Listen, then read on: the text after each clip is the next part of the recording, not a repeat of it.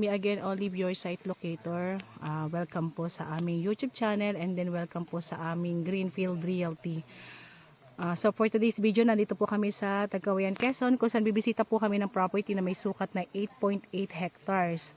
So bago po tayo magsimulang mag-vlog, paki-like, paki-share and subscribe po sa aming YouTube channel and then pindot na rin po yung ating notification bell para updated po kayo sa aming mga bagong property na i-upload po, mga nagmumurahang property. So ayan po, magsimula na po tayo mag-vlog. Bali, nandito po na po ako sa may pinakaloob and then kanina po habang binabaybay po namin yung road, so kasama po namin si guide, sabi po niya hindi po yun ang magiging pinaka road, yun po ay nakikidaan lang. So napansin ko medyo mahaba po yung binaybay po naming daan, nakasya lang po yung motor So in-explain niya po sa akin na dito daw po ay magkakaroon ng barangay road. Ayan po ay nasa map na po ng pinaka gagawing mga access road po dito So dito pong mananawid yung pinaka road. Yan, papunta po diyan sa may dulo po na yan. So ito na po yung pinaka property po natin. And then meron din naman pong isang road. Ayan, pakita ko lang po sa inyo kung saan pinasok po namin yung mga motor namin. Ayan, yan po ay laging road po. So mamaya papakita ko rin yan. Dito muna tayo sa may pinaka area. So mapapansin po natin, napakadamo po nung property. So hindi ako talaga makakapasok kasi as in talagang hindi na po siya naalagaan. Pero po ito ay mayroon po itong 5 muhon. So nasukat na po siya. At ito po ay original title pa po. So buhay pa po si tatay, yung babae na lang po yung patay. And then ito po ay nasa 14 kilometers para po makarating po tayo sa Quirino Highway. So meron na lang din po itong nasa 100 kapuno na niyog, yan kung saan makikita yung mga nakapilang niyog na yan. So ito po ay na-clearing na. And then na-notice ko, pumasok po kasi ako dito sa may gawing bungad. Flat area naman po tayo, so doon lang po tayo medyo mag-slope. Hindi ko po talaga mapupuntahan. Pero flat po itong kalawakan po na to, flat po siya. Ito po ay nakikita ko magandang idea na lang po ito pag alagaan ng mga hayop and then pataniman po ulit.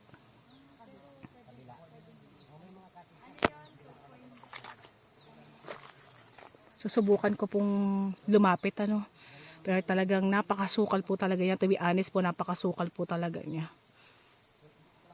Sa lalakad ako, bali dito nagsimula yung property.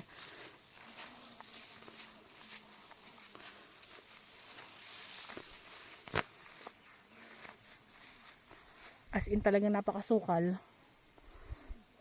Halos yung camera natin tinatamaan na lang po talaga, puro damo, pero flat area naman po siya.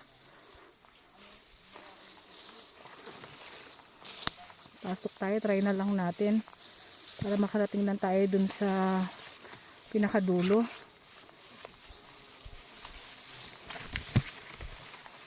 Kulang na kulang po talaga sa linis.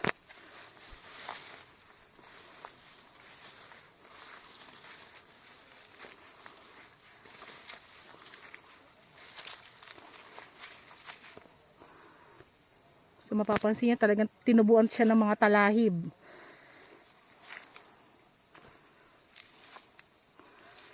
Walang pwedeng tamaan yung camera natin na walang damo.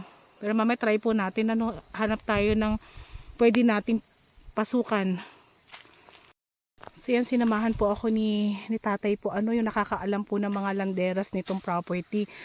Ay sabi ko sa kanya ay yung lahat ng dadaanan ko, pakihawa na lang, pero talagang madamo.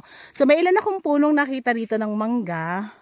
And then meron din akong nakita rito ilang puno ng saging. So napaka konti ng bilang niya. Talagang as in talagang wala siyang laman. Pero tatry pa rin natin Tate, ano source ng tubig nito? Ano po ang source ng tubig natin?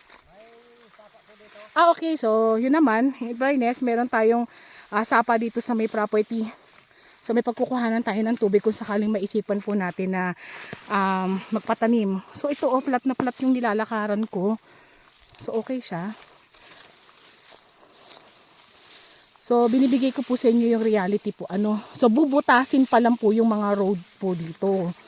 So yun naman daw po ay nasa mapa na po ng pinaka barangay na talagang magkakaroon ng access road po dito sa lugar na ito. So sa ngayon, wala pa. Kaya po dito po ako nagsimulang mag-vlog dito sa may pinakaloob na ng property. Kasi kanina po ay nakidaan lang po kami dun sa mga may-ari ng property na dinadaanan po ng mga naglalaging dito. So pwede naman po pansamantala, doon muna tayo dumaan. Pasok na pasok po yung motor hanggang dito po sa property. Pero yun po ay laging road po na tinatawag po. So hihintayin po natin talagang magkaroon ng barangay road dito sa may property. So, meron po. Masukal talaga siya.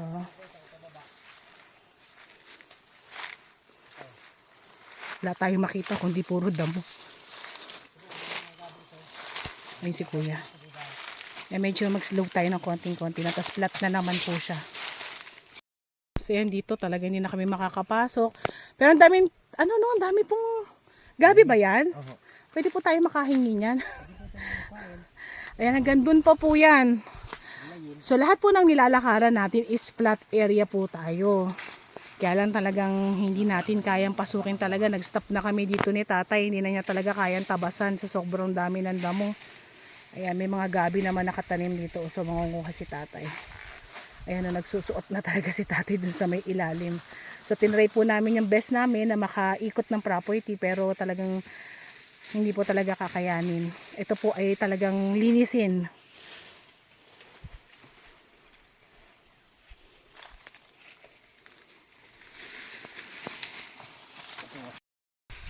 So yan, sumuot pa po kami ni tatay sa ibang part na pwede namin suotan. Makita ko lang talaga yung area. So dito sa part na to, sa property na to, wala naman tayong uulingin. Dadamuhan marami. So dati daw po ito ay punong-puno ng niyog. And then pinaklearing na lang po ng may-ari. So ginawa pong coco lumber. Ayan, kaya hindi na po talaga halos naasikaso. So pinapakita ko po sa inyo yung reality po talaga ng property kahit po masukal. Yan, sinusuot po talaga namin. Ay si kuya kitang kita po na talagang kailangan naming tabasan yung mga dinadaanan namin. So magandang idea po nito. Pataniman po natin ulit So aabang na lang po tayo sa barangay road na gagawin. So for the meantime, kagaya ng sinabi ko, tayo po ay makakarating sa property ng nakamotor kasi may laging road po dito.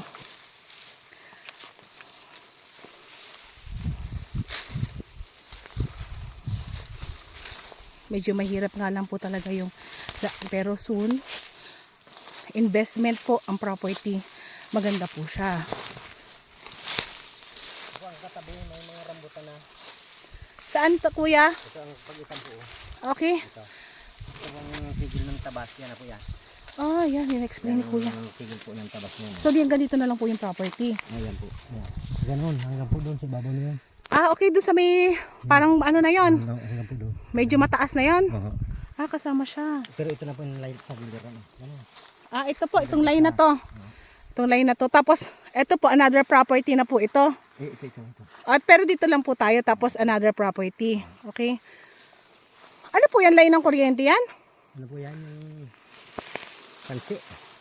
So, kasama po yung medyo mataas na yon. Medyo mataas na yan. Oo, 8.9, 8.8 Ay, malaki talaga ito. Hindi kaya ilibutin to ng isang araw. Sama po yan, may tawid pa po yan ng sapa dyan. Tatawid tayo ng sapa? May sapa po dyan. May kawayan tayo Saan po? Tara, punta tayo dun. Makita daw natin yung medyo nasakop na parang pabundok siya.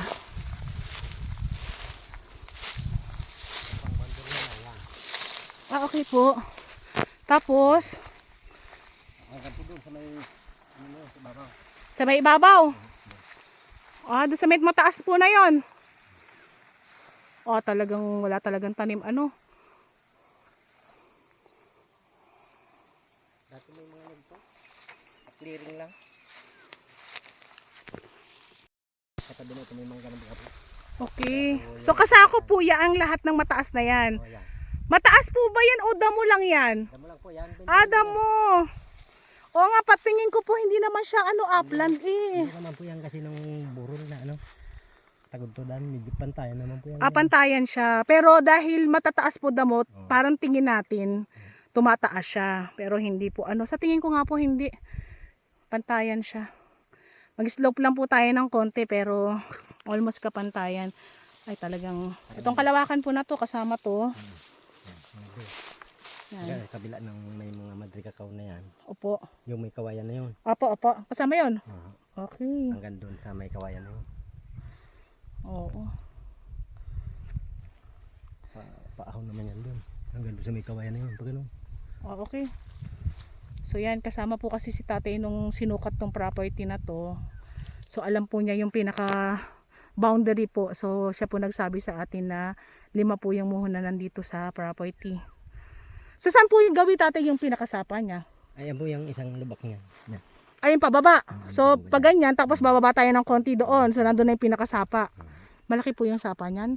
Yung ano lang po, yung hindi man kasi nung malaki.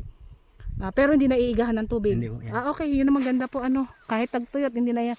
Pero hindi na natin mapupuntahan sobrang, ay talaga naman. Baka anaconda yung ating masalubong dyan.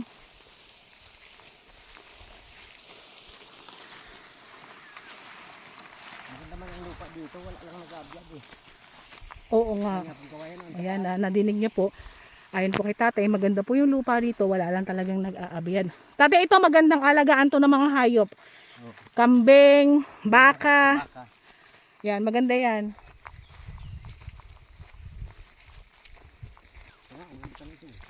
Oo, maganda pala ang idea tamnan ng rambutan.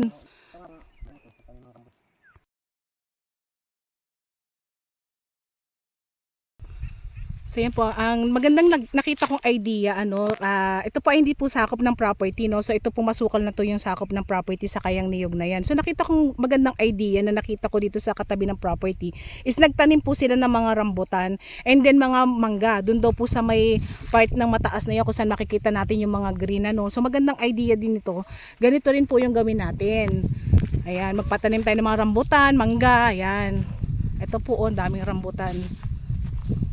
So mamaya papakita ko naman sa inyo yung sinasabi ko sa inyo na laging road. Yan, pupuntahan natin para makita po natin na ito po talaga ay mayroong pinaka pansamantalang daan na dinadaanan po ng mga taga dito. Pero soon, sabi ko nga po kanina, tayo po ay magkakaroon ng road pero hindi pa po sa ngayon so wala pa po silang budget. So pero yan daw po ay nasa map na po siya na talagang ito ay may bubutasin po talagang road papunta po rito sa property. So mamaya papakita ko yung road.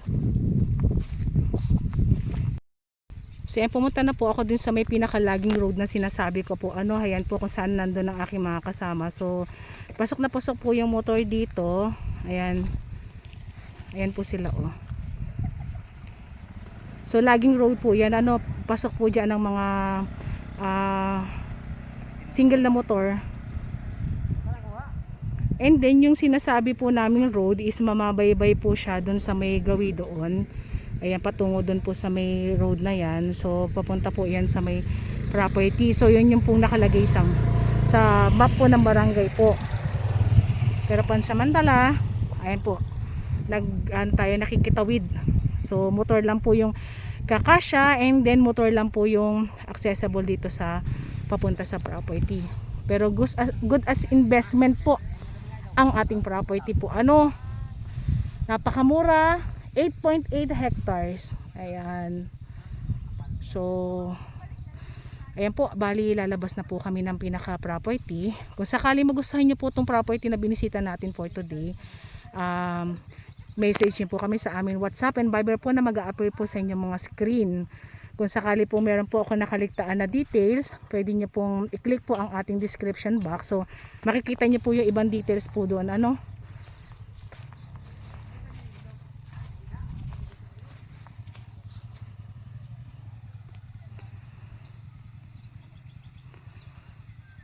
So yan po. Thank you po.